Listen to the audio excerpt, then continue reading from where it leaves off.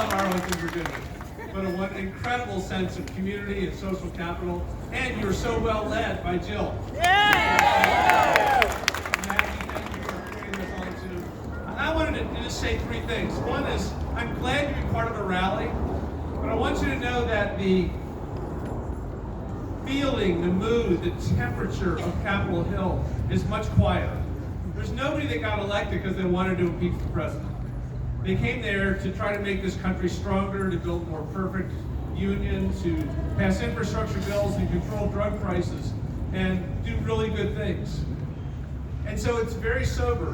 When you get into those caucus meetings with 235 Democrats, nobody's laughing and shouting. People are all trying to figure out, how do we balance the responsibilities we have as members of Congress with the oath of office that we took to defend our Constitution?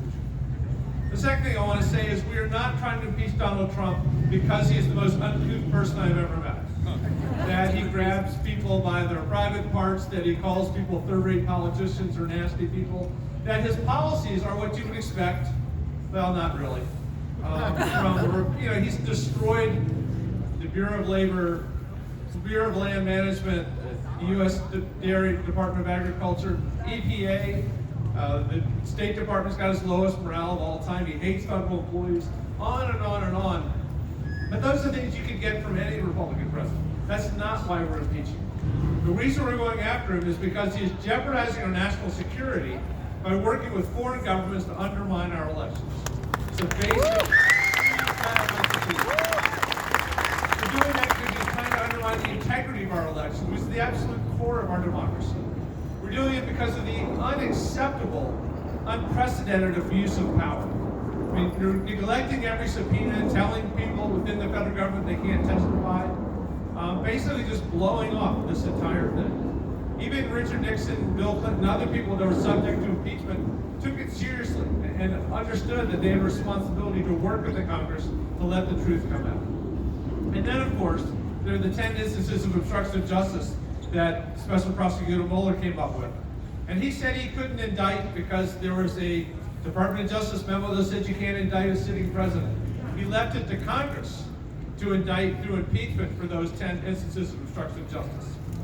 And then finally, I was imagining over the weekend, what if I said the next $1 million of vehicle purchases by the federal government had to be Volvos from Don Beyer Mall? I just thought that was pretty good for business, you know? Instead, we get to go to the Doral Country Club for the next G7 meeting, which is totally crazy. You know, many of my friends, led by Jamie Raskin, are pursuing the emoluments stuff. I was fortunate to get an amendment in both the Defense Authorization Bill and our latest appropriations bill forbidding Donald Trump to spend, the federal government to spend any money on Trump properties, anything to make him richer. Unfortunately, as with so many wonderful things this House has done, it will be dead in Moscow Mitch's Senate. But this impeachment inquiry is the absolutely perfect place to deal with the emolument stuff. You know, poor Mick Mulvaney the other day said that Trump's not going to make any money on it, he's just charging market rates. Let me tell you as a businessman, market rates means you make money. So but I'm so glad that this impeachment end vote, because the odds are still good that, yes, we will impeach him probably before Christmas. And yes, Mitch McConnell will have a trial. By the way, don't believe any of this nonsense about process. When Republicans whine and whine about there wasn't a vote in the House, it's only because they can't defend the behavior of the president. So they have to talk about process instead. But before this is all over, before it goes to the Senate, full transcripts of all of these hearings that are being held by the Intelligence Committee and Judiciary Committee will be made public. And right now, every one of those hearings, all Republicans on the committees are invited. They have equal time with us. Democrats talk for an hour, Republicans ask questions for an hour, 45 minutes, 45 minutes. It is completely fair, completely not bipartisan, but completely both partisan parties have a chance to have full participation. So ignore all the stuff about it not being fair or a kangaroo court. It's about as fair as you can possibly get in a democratic system. But, one last thing. So it goes to Mitch McConnell, we need 20 Republican senators to vote with our 47 Democratic senators. That's a stretch.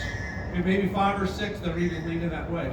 So the last part of this rally to vote is absolutely critically important.